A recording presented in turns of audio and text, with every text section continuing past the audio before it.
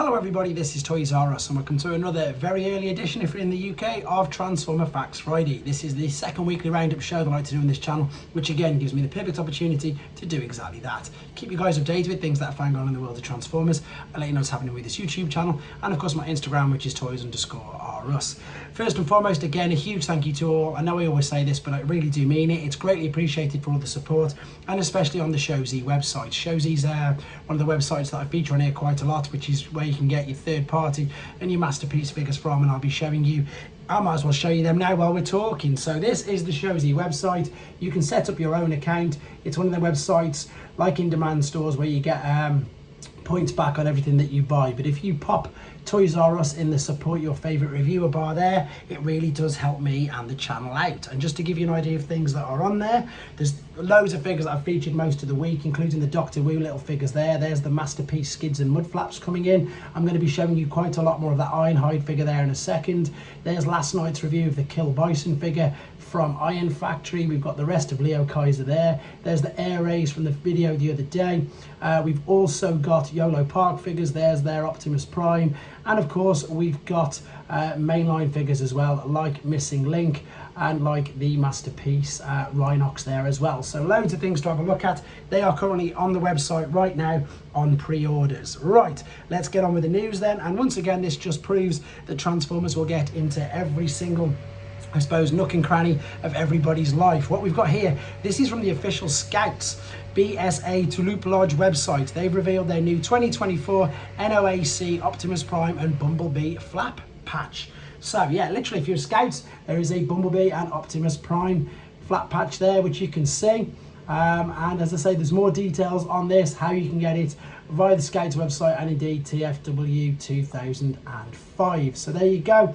Even if you're a Scout, you can get an Optimus Prime and Bumblebee badge for yourselves. Right, moving on. What we've got here, this is something that I really don't want to happen, I'm sorry to say, and I know I'm probably going to get a lot of flack for this, but via comicbook.com, there's a full interview. I've only just got a little bit of the teasers, or I suppose a discussion from here, where they're talking about G.I. Joe and crossovers with Transformers. So there's a full article that you can read here.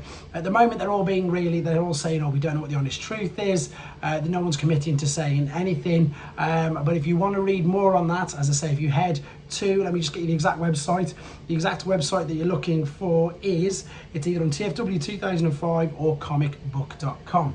It's just something that I personally don't really want to happen. I think obviously Rise of the Beast did well enough in my opinion by itself, and the G.I. Joe movies just, you know, they've never really done it for me. So I know, controversial opinion, but let's see what happens with regards to that in the future. Right, we've got loads of sightings at the minute. Everything's popping up everywhere. So rather than me read all these out to you, I'm going to suggest that you pause the video now.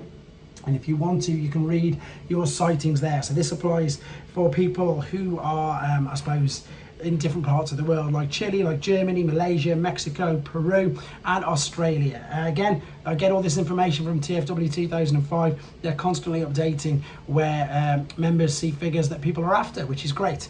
Right, moving on, we've got more images of this. This is, again, it's pretty much going to be, isn't it? I was going to say rumoured to be, but it looks like it definitely will be. So this guy here is the new Studio Series Buzzworthy Bumblebee, or sorry, Generation Selects 5-pack version of Wheeljack. So what it is, we've got the old Earthrise mold, and it's just a completely white, really bright white, based on his appearance in the cartoon. And the reason why they're doing this is because they're releasing it in a 5-pack, and I suppose they want it to be slightly different to the others. So we've got loads more images of this. As of yet, as I say, it is still not confirmed from Hasbro or Takara, and I know that this pack is completely splitting the fandom. That's, of course, you can show you the main differences you'll see now between the original release of the figure and the new one. Now, the reason why it's splitting the fandom is because people obviously a lot of people just want the Hound figure for themselves. They don't want the other 4. And whereas other people obviously are quite happy, who missed out on Wheeljack, Sunstreaker and Trailbreaker, etc. They're quite happy that they're going to be doing this in a 5-pack. I suppose the big discussion topic point is going to be very soon what the price is. If the price is ridiculous, it will of course annoy a lot of people, but it's going to have, you know, 5 deluxe figures in, so I'm not expecting it to be super cheap. And I suppose the one negative thing, if we are looking at it negatively, is that obviously 4 of the other figures have been released before. even though they will have, by the looks of it, completely new decos. But lots of people are mainly just after the Earth Mode Hound. Again, we wait to see exactly what happens with regards to this. Right, I've been scouring loads of other websites as well as Weibo, and this is from Dr. Wu's Weibo page. They are getting ready to release this figure by the looks of it. Galvatron's going to be inside the middle of that from, of course, that episode. You can pre-order this on from Showzi's website as well. I've got this on pre-order. I've had it on pre-order for ages, so it's nice to see some colour images of it. It's going to be really interesting when when they show you all of the things, and the same Galvatron coming out of the middle as well. Right, also again sticking with a bit of third party, Xtransbots toys. Funnily enough, that was on the pre-order page which I just showed you. This is some project. Let me get the words out. This is going to be their take on a Beast Wars depth charge. We've only got these images at the moment, no actual physical toys or indeed any colour renders, just these.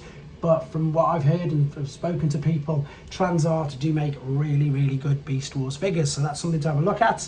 Right, this was the Ironhide figure I was on about. Now, I've got a few images of this. If you go to tformers.com, now they're calling this Ron. They can't call him Ironhide because Xtransbots make figures that transform, so they're not licensed by Hasbro or Takara. So a little bit of the information here is that basically, yeah, it's going to come out in the second quarter of this year. As I say, there's 47 images. You can see where it says there 47 images on Tformers.